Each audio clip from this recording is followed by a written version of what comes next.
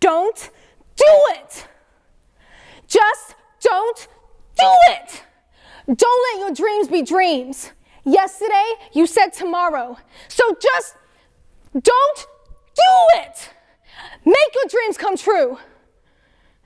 Some people wake up dreaming of success. Well, you wake up and you work hard.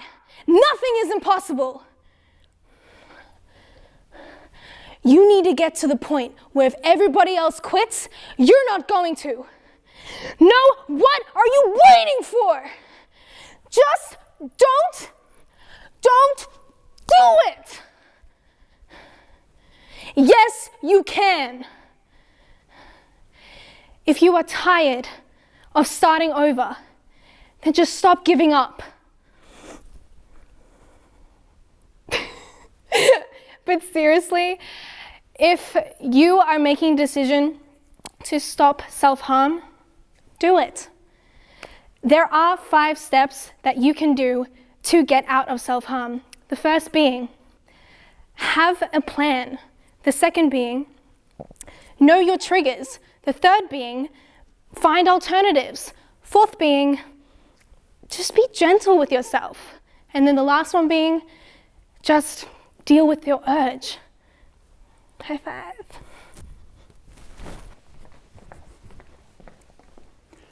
Five steps out of self-harm. Step 1, have a plan. Your plan may include finding a therapist. You may have a plan with your therapist.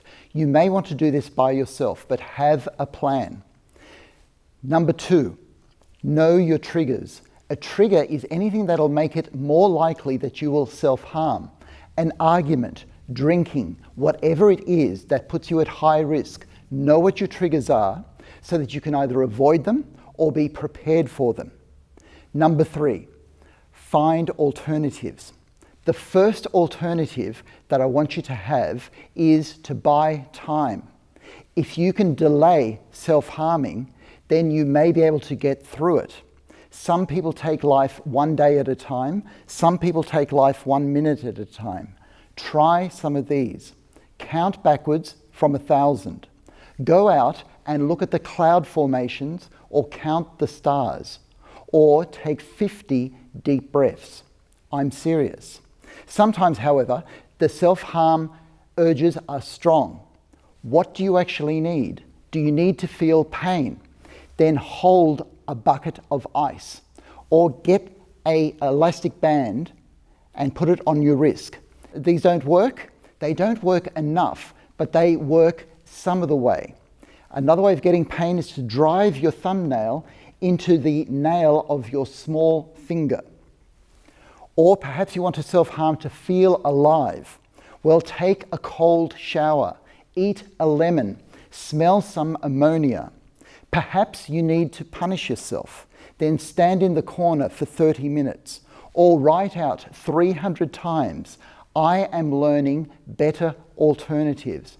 Perhaps you need to express anger, then pound a mattress, go for a jog, pump some iron, find another way to express anger. Or perhaps you need catharsis, a release, then cry, really howl it out, or have an anger tantrum right there on the floor. Sexual release can be helpful, or laugh so hard that you get a release that way, or dance a lot will also bring release. Step 4 is to be gentle with yourself. Try using joy, sing, drum, dance, commune with nature, listen to beautiful music, or use people.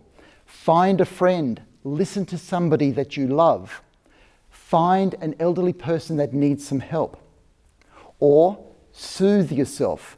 Take a hot bubble bath with some relaxing music in the background, or curl up with a good book and a hot chocolate in front of the fire. Be gentle with yourself. Or distract in a very wholesome way. Do some gardening, some cooking, some cleaning, some baking. Learn a musical instrument, learn juggling, learn anything that'll keep you away from self-harm. Or focus, take deep breaths, meditate, reflect, do stretches, and reinforce the good. Write out all the good things that you can think about yourself. Or start a gratitude journal and list all the things that you can be thankful for. And then there's step 5. This is difficult. You may need to do this with a therapist. You sit in a chair and you imagine that you are at a beach.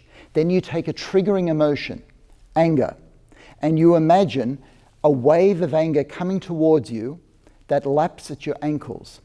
Then try a bit more anger. It goes up to your knees. Then try the amount of anger that you need to get up to your waist. All the time you are controlling the amount of anger that you are experiencing, and you're learning to control the anger, and you're mixing thoughts with your emotions.